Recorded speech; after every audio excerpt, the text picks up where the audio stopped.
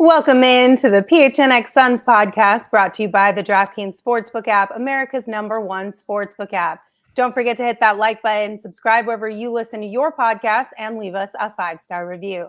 I'm Lindsey Smith here with Espo and Gerald Bourguet, who is finally back from vacation. Guys, how you doing today? Not as good as Gerald. I mean, he looks tan. It looks like he had fun. I've been sitting in the same office for a week and a half, helping put all this together. But you look relaxed and rejuvenated, Gerald. I am. I very much needed this before the new season started, but it was a great time. I am glad to be back, though. It was a lot of days in the sun, which I'm not used to because here in Phoenix we avoid the sun like the plague. So I'm a little crispy these days. But it's good to be back. I'm happy to be here. Why are your knuckles crispy? You put your knuckles up like. I mean, I can't. Oh, I mean, your I can't, arms. like... There we go. Yes, there we go. All right. He forgot to apply the sunscreen on the top of his hands. That's what happened there. Exactly. I'm not going to lie, Gerald. I'm really glad you're back. Mostly because I was having like major FOMO watching all of your stories on Instagram of your vacation. At one point in time last week, I was in the office and I'm like, I need Gerald to come home because he's making me really jealous with all this fun content that he's putting out. I got that a couple of times. I thought you were just happy to have somebody other than me to talk to finally. So. No, I love having some one-on-one time with you on these shows. But we are one step closer to all being back together. I know last week we said hopefully this week we'll be in the new studio. Due to some shipping issues, we are being set back just a little bit longer to make sure that that studio is set up perfectly. Looks great, and hopefully we can unveil it sooner rather than later. But thank you all for bearing with us as we join you from our offices and our homes. I've seen it, and you're all going to be wowed when you finally see it. Gerald, if you ever show up in the new office, you'll be able to see where we're at too. So. Don't worry, I'm going to come by and help out this time since I basically was off the entire time that this has all been happening. Gerald, there's nothing left to do. That's the problem. We're just waiting now. All right. Well, Gerald, you did miss quite a bit while you were gone. We had talked about this before you left for vacation, that everything was probably going to hit the fan the minute you hopped on that plane, and that we would be calling you from the top of a volcano to get your opinion, but we let you have your vacation. But Espo has a fun recap for you of all the things you missed over the last 2 weeks. So I'm going to try to remember everything in 60 seconds. I did not write anything down. I'm just going to try to remember the chaos that was. So 60 seconds starting now. KD was supposedly going to go to either the Miami Heat or the Boston Celtics. Then the Grizzlies got involved. Then apparently him, Josai, Steve Nash, Sean Marks, Josai's wife, 40 other people met in LA, and they all decided, well, that was fun to screw with the whole NBA, but we're going to just say, hey, we're done flirting and we're going to get back together. The divorce is off. Then all of a sudden we had talk about what could the Suns do next, and absolutely nothing happened because, well, you know what? Everything's still in a holding pattern somehow. Pat Bev wound up with the Lakers, but Suns fans still hate him. What else do we have? Monty Williams went on Sirius XM and said there's no drama. He likes DA. Everything is calm, and that he didn't talk to any players about Kevin Durant while all this was going on. And there was Dario Saric, who crossed over some fool that'll never make it to the NBA, en route to scoring 9 points in a FIBA game. And then you also had Josh Okogie and Ish Wainwright playing in the African qualifiers for FIBA as well. And I think that was everything. Oh, and still absolutely nothing on Robert Sarver, even though Al Sharpton's still screaming into the void. There you go. I think. And Mikal Bridges trolled us a little bit on Twitter as well. That's that too. Wait, trolled us specifically? Just he was being playful about the whole KD thing. Yeah. Okay. What about the new uniforms? Espo. Oh, that's right. Okay, but we knew about that already. It wasn't fair. like that came as a surprise. If that had been a surprise, I'd let you know. But we also got the schedule too.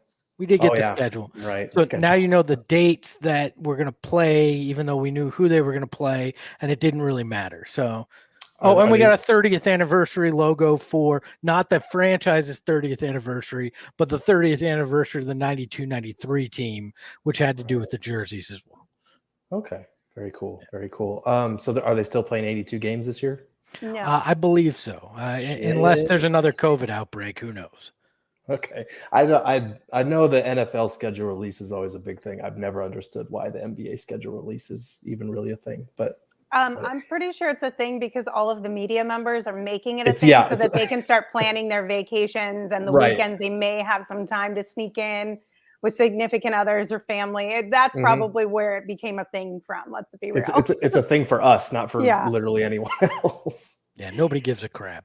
Except for maybe the All-Star weekend. People might actually want to book travel for that. Right. And the Christmas Day games, but like other than that. Yeah, for sure. So, Gerald, now that you've got the recap on all the things that you missed, do you have thoughts on any of it? We've talked about it for 2 weeks, but we want to give you a space to be able to share some of your thoughts and feelings. Oh, Gerald, one other thing. I hate to break it to you. We're working on Christmas again. That came out too officially. So. I did see that. Right. See that. And I'm interested. We need to talk about what our Christmas plans are because I have no idea how we're handling that. But no, I figured I just want to wax a little bit about Kevin Durant because obviously that was the big thing that I missed. And it's not really anything that we were not bracing for. We kind of had been saying it was always going to come down to this game of chicken. And it looks like KD balked, get it, at the prospect of sitting out training camp. Like he made his ultimatum. The Nets didn't fire their coach or their GM. And now they're in for kind of an uncomfortable, highly combustible season. They have a ton of talent, obviously, but it's going to be interesting. And it's going to be something that we're going to continue to monitor moving forward. Just because Kevin Durant is not on the opening night roster doesn't mean that won't change. There are going to be other bidders. There's going to be other reports. So we're kind of in this for the long haul. But yeah, this is kind of why we say no deal is done until it's officially done. Like Kevin Durant still had 4 years on his contract and the Nets kind of called his bluff and he wasn't willing to go take that extreme step to get himself to Phoenix or to another team. So here we are, we're running it back. And I know a lot of people are probably going to be disappointed with that. As of right now, the roster is pretty set aside from that 15th roster spot. I'm a little bit higher than on this group than I think a lot of people are. I think people are sick of hearing internal development and they're sick of hearing continuity and all those buzzwords. But like, this was the best team in basketball until they completely stopped acting like it. They beat themselves in that second round series more than the Mavs beat them. I do think that the young guys on this group are going to take some of those hard-learned lessons to heart and be better for it. So I'm kind of excited to see what this group does now that they have that second round defeat as motivation, now that they have this summer of trade rumors as motivation.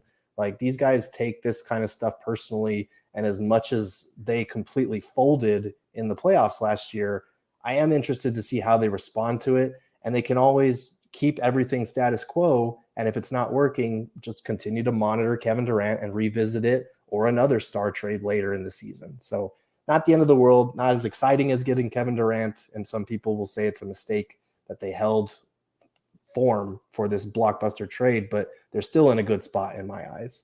You don't think they need to make one move before training camp?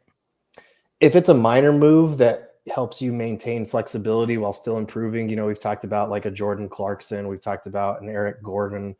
I might be on board with those moves, but it just depends on what's going out. It depends on whether Jay Crowder really doesn't want to be here or if we were just reading into that situation too much. I think the main thing now is maintaining the chemistry that was one of their big assets during the season last year, also maintaining that flexibility so that if Kevin Durant or a Shai Gilgeous-Alexander or someone else becomes available later in the season, you can still push all your chips into that table. But I don't think running it back with this group is the end of the world, though. Do you think that the Suns should try to make a blockbuster trade? Obviously, we don't know if SGA is actually available, but Right. should he become available, do you think that's something the Suns should put all their chips to the center of the table for? Or do you think it's worth waiting? I think so. And I think it obviously depends. Kevin Durant is first and foremost on that list of stars to monitor. But like I said, they have the flexibility to make a number of moves for a number of stars should one become disgruntled or should a team decide, hey, we don't want to wind up paying this guy throughout his full contract. Where like the Thunder's case, they're a young team that's going to rebuild. They're going to be missing Chet for their entire season coming up now. That's a huge blow to them being a little bit more competitive this year. I do think that is a guy that could become available. Kevin Durant, obviously, like we've been saying, that situation is not going to work. And we're going to be revisiting this in a few months. So I think if they can, they should, but it's all going to depend on the trade market and what becomes available. I do think they're in a good spot, though, because they can continue forward with this roster and contend for a championship, or they could trade for a star and contend for a championship. You want my hot take here? What's that? I think SGA is the better play than KD, both now and into the future. It might not cost as much as the Nets are wanting for Kevin Durant. It'll still cost you a lot, given what Rudy Gobert and DeJounte Murray went for over the summer. But I'm not that far. I think Kevin Durant's obviously the better play for this year, but for the long term included, I think there's some definite benefits there that KD doesn't even bring to the table. One of the other things that we talked about, just with all this craziness around potential trades and whatnot, and the Jay Crowder stuff, is, do you think the Suns have a chemistry problem? Because that topic was brought up a lot last week.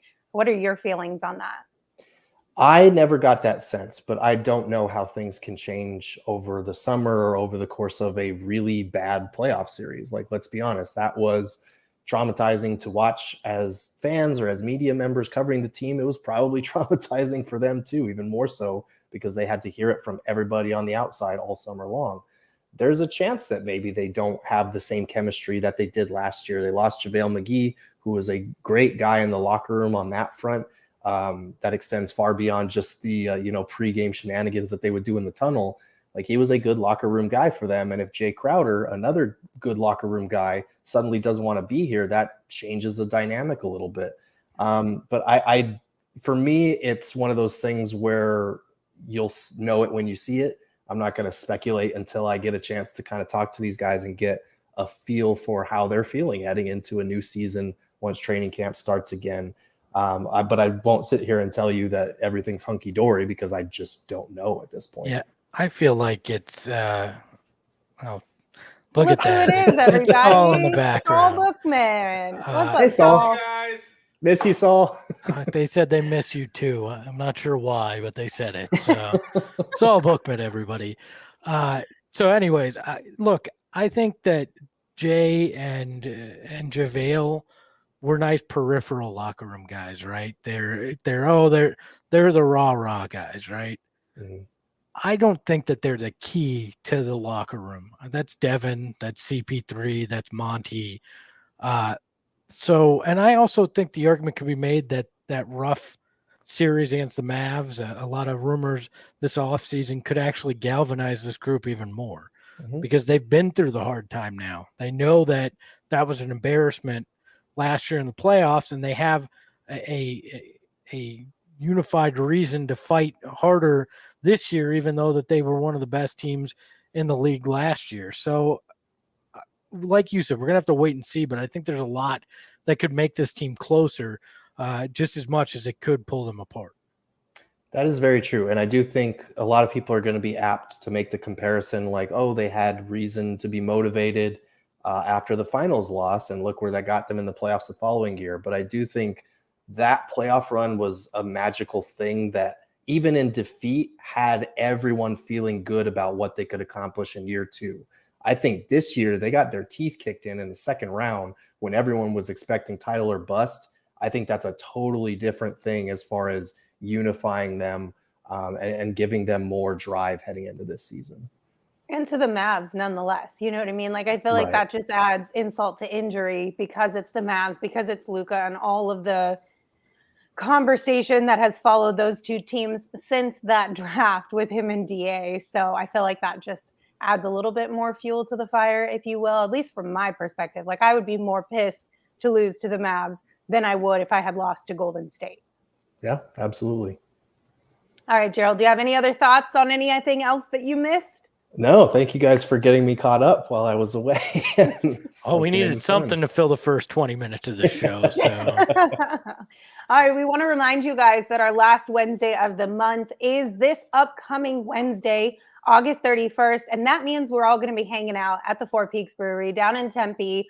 All of our shows are going to be live from the brewery all day long. We'll be hanging out there, having some good food, fun, and great beer. If you want to come hang out with us, this is your formal invite. We'd love to see you out at the brewery. Espo has offered to buy you guys a beer, so make sure you plan to come on down, hang out with us, whether that's on your lunch break or if you can take the day off or work from home, whatever that looks like for you. Come hang out with us over at Four Peaks. And also, just a quick reminder, our Toast of the Month sweepstakes is happening right now, and that's going to end this Wednesday as well. So if you have not entered or entered today, make sure you go enter, because that sweepstakes got you a chance to win a $50 Four Peaks gift card, a PHNX shirt of your choice, and a PHNX annual membership. All you have to do is head on over to gophnx.com or click the link in our show notes in order to enter into that Toast of the Month sweepstakes.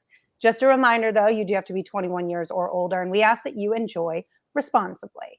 All right, gentlemen, it is time for some screenshots presented by Arizona Department of Health Services. COVID-19 vaccines are free for everyone 5 and older. Those 12 and older are also now eligible for a booster. Visit azhealth.gov/find-vaccine for a location near you. So it's in the description of our show. It is the topic of the day. The friends over at No Dunks did a show creating NBA Jams duos, and the rules were 1 legend and 1 current player from each team around the league. We're going to obviously talk about the Suns.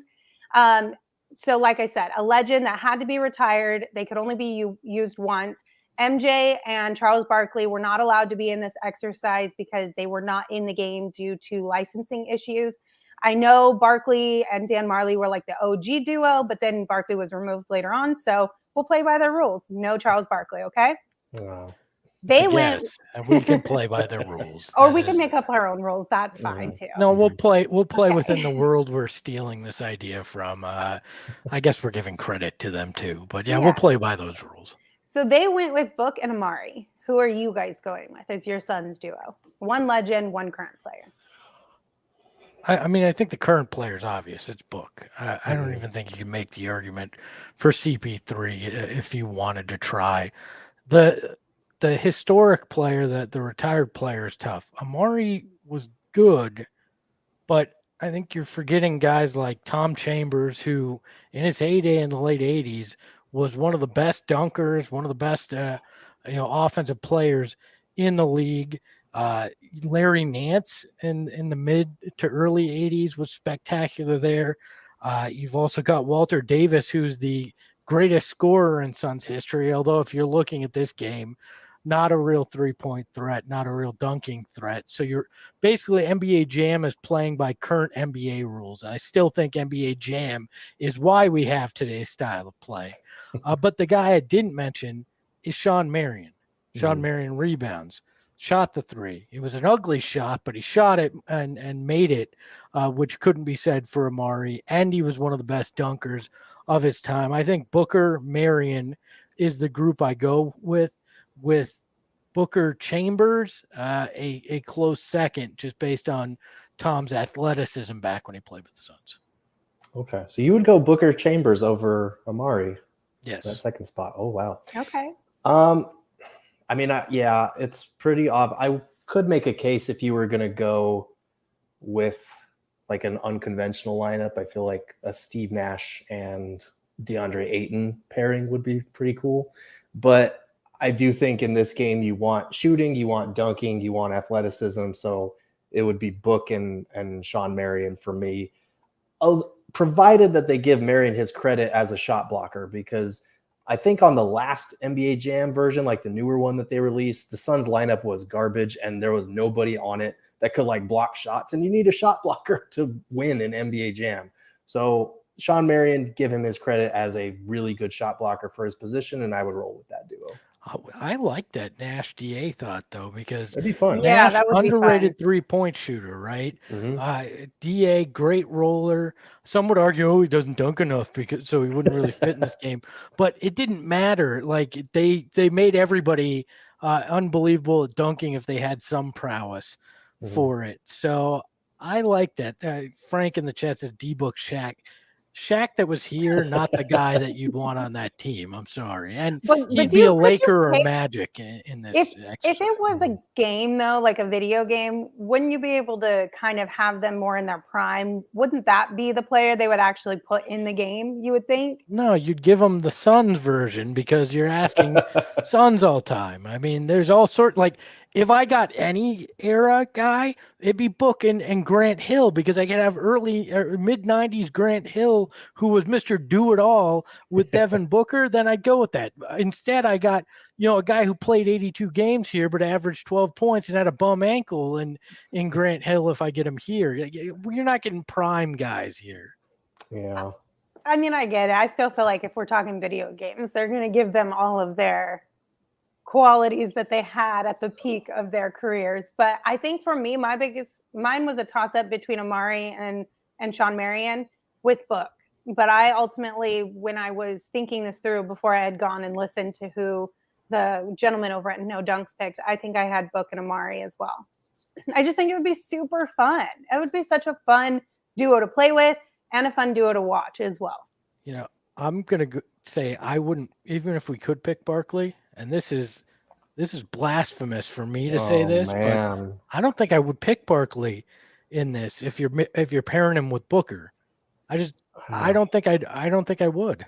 I mean, I would if you could, but if we're leaving Barkley off limits, I'm either going Stoudemire or Matrix. It's hard to go any other way. But Book and Ayton would be fun too. Like, if I know we're doing one of each, but like that would still be. They need to make an updated roster, because the last time they made a new NBA Jam, the Suns roster was trash and they had no good Steve players. Nash, Marcin Gortat were the primary duo, and I think you could sub in Channing Frye. I think was in that group. Blue and Gold in the chat, who has decided to keep caps lock on all day there in the chat, says Penny and Shaq, which ironically you could have those. And if we're living in Lindsey's world, you're going to have one of the best duos in NBA history, where in reality we got the last leg of both of those guys. So. Yeah, that was sad.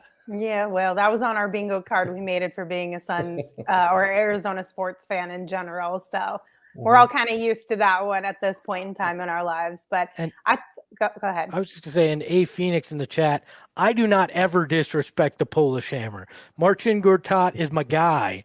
That's not disrespect to Marcin. He's just not the guy that you would probably want in an NBA Jam if you could have anybody. So. No, but he also brought up a good point. You did betray Charles Barkley with that statement. Look, hold on. Straight betrayal. Fine. This is a little sharing time. That's me, Barkley, and Tom Chambers behind the bar at Marley's. I don't betray Charles. This is his autograph on this side too. I just am a realist here. I love Chuck. He's my favorite son of all time, but I don't think I'd want him in the NBA Jam.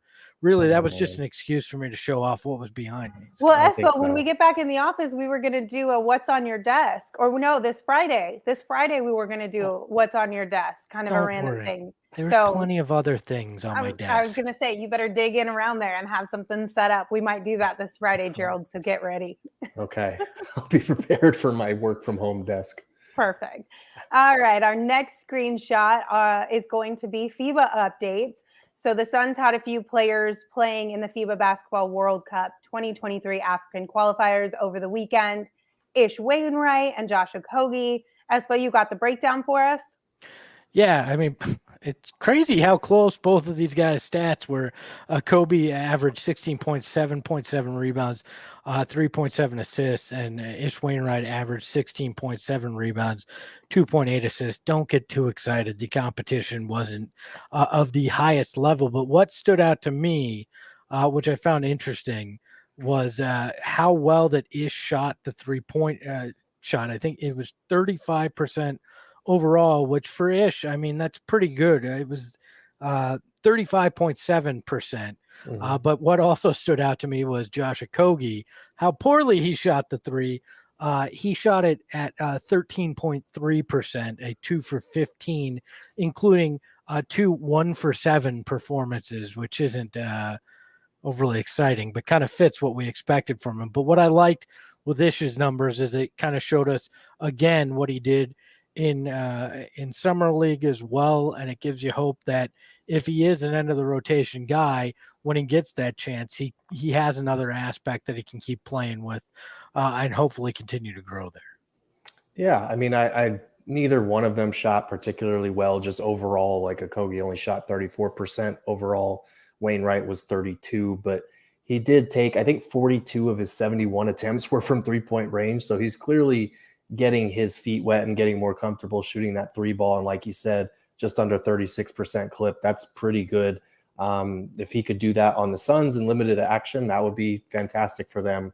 Okogie was kind of all over the place with his offense, but he does a lot of things defensively that are going to be good for the Suns. Watching the highlights, he had some really good blocks in those 3 games that he played. And he actually got to the free throw line 26 times over 3 games, which is pretty good. All these guys have been getting to the line a lot, including Dario Saric, who is not shooting well, but it's good that he's playing again and looking a little more spry than he did when we last saw him. So, nothing to read into too much here, but a couple of positive signs at least. Dario's going to be our backup point guard, Gerald. Watch it.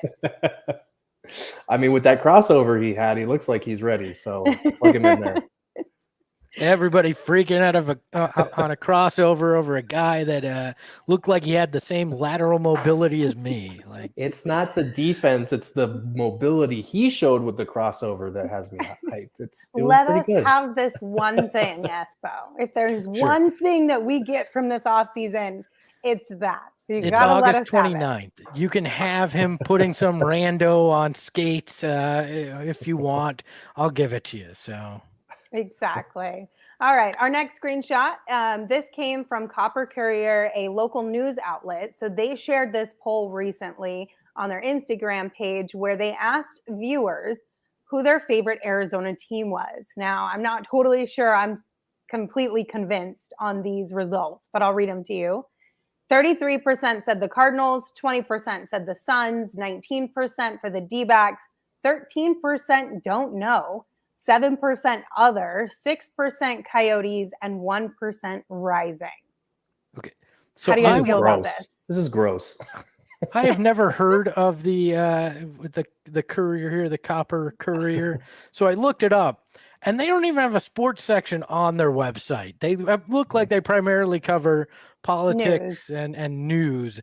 So I love the 20%. Can we put this back up on the screen here? Again, we need to take this in. 30% is don't know, or excuse me, 20% combined to don't know and other. What are the other that I'm going to guess the other is the Phoenix Mercury, because most of the comments underneath this were the Phoenix Mercury or the Rattlers. Those would be the 2 that I would say probably fall within the other. I mean, that it could also just be transplants, like people that moved here from California and like, go Lakers. So we put others like those assholes. But like, yeah, the Mercury definitely need to be on here. I'm sorry, but if the Phoenix Rising are on here at 1%, the Mercury deserve to be on here somewhere. The Cardinals thing is weird to me. I know NFL is king and it's probably just a volume thing, but like 33% to the Suns 20 is weird. And the fact that the Diamondbacks are at 19 right behind the Suns, also weird to me. I don't know. This is weird. What this tells to me is when they asked, it was Cardinals preseason / training camp. So that puts a group on the mind. And their readership must be freaking old because 19% said Diamondbacks. Yeah. All right. Like that's just old people that are saying that baseball is their number one, right? Yeah, that's a strange poll. I don't know about that. I do love Fabio creating a new team, the Arizona Don't Knows. I think that's the biggest one for me. Like, what do you mean you don't know? Make a decision. Like just take one. Why is that even an option on the poll in the first place? Like, know who you like and who you don't, or just don't vote. Like, why would you be voting as a don't know? I like to imagine that this wasn't a group on the like an online poll, that this was calling people like old school polling, and literally these people said, I don't know, which is hilarious to me. You're like, what are the teams? Give me the options. Oh man, I don't know. Like you couldn't just make something up, like, or at that point, just hang up. Like, I don't know should not show up on a poll of what's your favorite sports team ever. Like, no, definitely by the way, not. Elizabeth, my apologies. I'm not calling you old at 34. I'm saying you're an old spirit, an old soul. If baseball is your favorite sport, and there's nothing wrong with that. It just tends not to be a younger person's sport. So. Okay, so if you were, what would, in your mind, what do you think these percentages should look like? Suns and Cardinals should be closer. Yeah. I think at least 5% of that D-backs should be in the Suns category, or at least a large portion of that I don't know percent should probably be Suns. And I think if we had asked this in November with Suns and Cardinals playing at the same time, it's probably different. So, yeah, I think they should be pretty closer to level, given the fact that NFL is just much bigger in general. But like, this is a Suns town. I don't care what anybody says. So that should be closer. D-backs percentage was a little high. Mercury needs to be on the board somewhere, probably ahead of everybody except for, I would say, Cardinals, Suns, and maybe D-backs. But I don't know. I also feel like the Coyotes at 6%, like that's rough for them. I don't know. Like you have don't know and other above Coyotes. Yeah, no, that don't know shouldn't even be on the board. Yeah. And like other also shouldn't be on the board unless there was no option to say Mercury. But 6%, I don't know. It should be higher, but it kind of might be where it is. I don't know what to say about that. I mean, they're definitely towards the bottom of the board. I get that, but yeah, still, this feels a little weird. But I'm with you. I think Suns and Cardinals should be like neck and neck with each other, right? A couple percentage points off, maybe, or more towards the Cardinals than the Suns, just because, like you said, football is kind of king, and their preseason is happening right now, so they're front of mind. So I totally get that. The Suns are kind of outside of the KD conversation. There's not a whole lot around the Suns right now, news-wise, but the 1% difference between Suns and D-backs really threw me for a loop. I'm not gonna lie. That one was like, Yeah, that's not right. I mean, I think where they fell, you could argue Suns and Cardinals, and I think that can go back and forth depending on how each team performs, because as we talk about, sometimes it can be somewhat fair weather here, but when followed by D-backs and then Coyotes, that seems like the right order, but some of the other noise in there's a little weird. But it has inspired me that since the Copper Courier doesn't do sports and is now doing polling, I'm excited to be the first to announce that PHNX will be doing political polling coming up to the midterm election. We have no business doing it. We don't know crap about it, but we will be doing polling. And I assume I don't know and other will be leading a lot of these polls. Oh, no. That's so dear. bad. This could get real bad real quick. So let's move right on along. All right. We did talk about the Cardinals. Obviously, as you saw on this poll, they are the favorite team here in Arizona. And the wait for Cardinals football is almost over, with a new football season about to begin. I'm not talking preseason. I'm talking the real stuff, you guys. And to get ready for the NFL Week 1 action, make sure that you have downloaded the DraftKings Sportsbook app, and make sure you use that code PHNX when you sign up, because you're going to get $200 in free bets instantly when you place a $5 bet on any football game. That's code PHNX, only at DraftKings Sportsbook, an official sports betting partner of the NFL. Minimum age and eligibility restrictions apply. See show notes for details. Do you guys like betting on preseason games? Do you think that's too much to bet on preseason stuff? Okay, gambling has an element of luck to it anyways. And when you add preseason, like that, there's too many variables there, right? Like you don't even know who the hell's going to play. I mean, we've seen Suns preseason games where, the Josh Okogis of the world and the Ish Wainwrights play a majority of the minutes. That's not where you want to bet your money in a lot of ways. I mean, I will, but if I'm having to choose, I'm going to go non-preseason games where it's a little bit easier to completely guess on who's going to make the first basket. I love that you started your argument with bashing betting on preseason games and then later just threw in, I'll do it. But like, it's Right. stupid. Well, I mean, it's the truth. I mean, he's like, I'm not necessarily recommending it, but also I do it. So maybe consider it. Look, preseason betting is like buying a scratch ticket. You have absolutely no control over what's going to happen. Regular season betting is like buying a ticket for like the Mega Millions where you choose your own numbers. Sure, you still don't have a whole hell of a lot of control over it, but at least you had your hand on the wheel a little bit. I will say scratchers and getting a ticket for the Mega Millions, though, are a heck of a lot of fun. And so is the DraftKings Sportsbook app. So you guys should definitely get in on it. Also, this past weekend, I got an email from them because I had a new promo that they just gave me for free, which was pretty cool. So if you guys don't have email notifications on, or if you haven't logged in your app recently, highly recommend doing that because you might just have a nice little special from DraftKings waiting for you, and you could win even more money or get a free bet or potentially get a bet back if it doesn't hit. All kinds of good stuff over at the DraftKings Sportsbook app. We got a lot to figure out this year because if Crowder isn't the starter and or he's traded, I'm gonna have to find a new cash cow for that first shot that made me some big money last season. Crowder's Cash Club. I know. I hope it's not over because that was fun. I think and it you did is. make some really good money. Well, I did. I get. It's probably going to be over. You're right. Never mind. I take that It could back. be Cam's Cash Club. I mean, you could There you wind up go. just taking one guy and replacing it with the other. So Yeah, at least it's all C's still, so you're good there. Yeah. All right. The other thing that came out on social media recently, another clip from Chris Paul's camp. Ball is Life shared this video of CP3 talking to the campers after a day of hard work. Let's take a listen. Real quick, fellas. Great job today, man. And I want to say I appreciate y'all. I appreciate the talk we had in there. I appreciate y'all competing and working. And I got to say a big thank you to these guys, man. To Book, to Kobe, JC, D Reed, all these guys. If I left somebody out, Gennaro Pargo, who y'all heard me talk about when we was in the meet, right? Y'all know how old he is? 42. 42. Put your business out right there. Yeah, so that's my man, I can say that. That dude was in my wedding. You know how we got so close? This because he loved it, right? Some people like to play. Some people, like we was talking about in that room, some people like the money, the jewelry, the cars, all that stuff that come with it, but some people love it.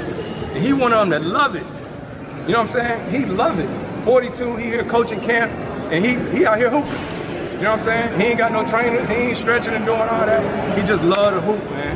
So I want y'all to just keep playing, keep learning, man, keep having that passion, keep working. Like I said, man, I appreciate y'all. Y'all don't realize some of the stuff y'all doing, like y'all innovate. You know what I mean? When y'all was dunking and doing all that stuff, like I'm learning moves from y'all. You know what I'm saying? Like I know y'all say this is my camp, what can y'all learn from me?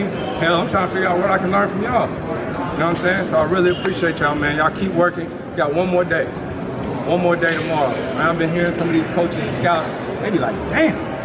You know what I'm saying? But that's because of y'all. That ain't us. That's because of y'all working. So appreciate y'all. all right, I'm ready to go play. Who else? Yeah.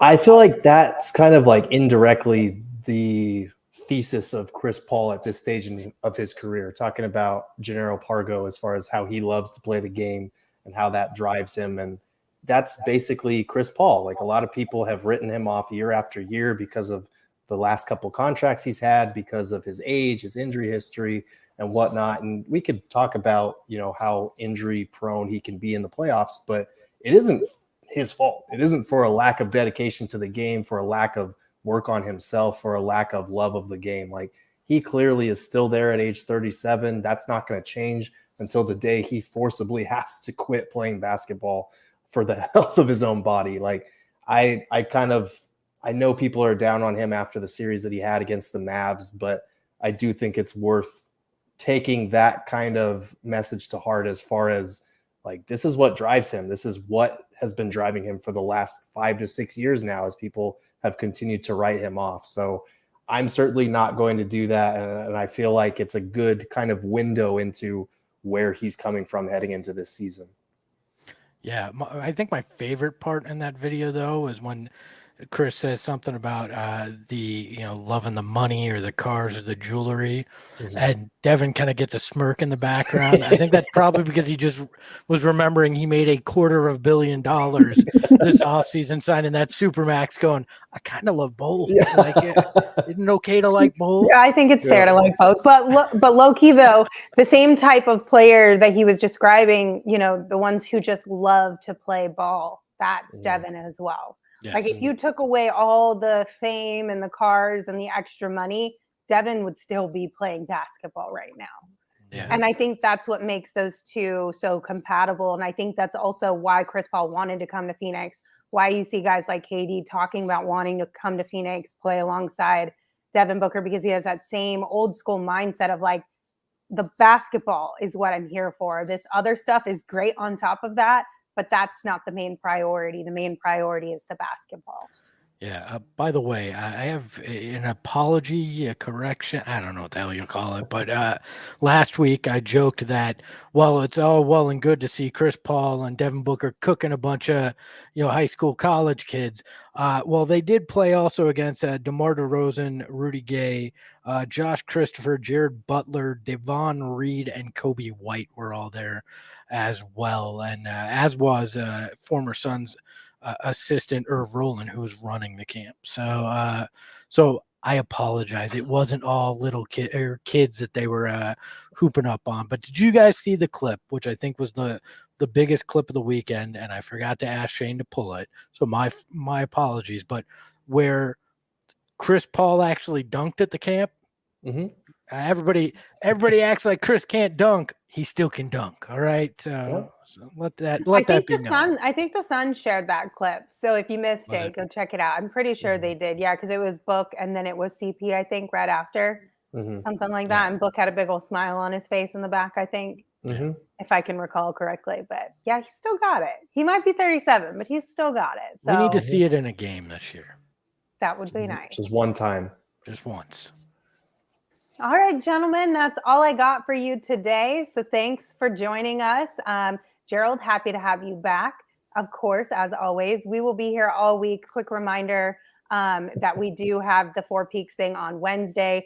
Also, we have some more free stuff we want to give you guys. Our friends over at OG's helped us out with a Flavoring Life sweepstakes. So we've partnered up to give you 3 bags of OG's, including the orange creamsicle and tropical flavors, an OG's hat, a PHNX shirt of your choice, and a PHNX annual membership.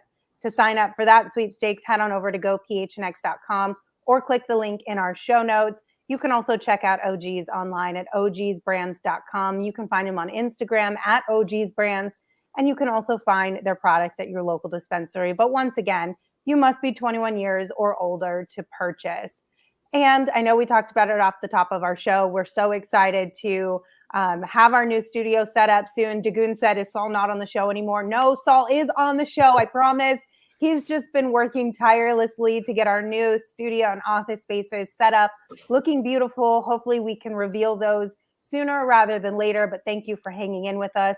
And we also want to give a shout out to More Furniture, who helped hook us up with a bunch of stuff for that studio and that office space, from like lounge chairs to tables, the whole 9 yards, you name it. And if you guys are interested in checking out Moore's Labor Day sale, visit morefurniture.com.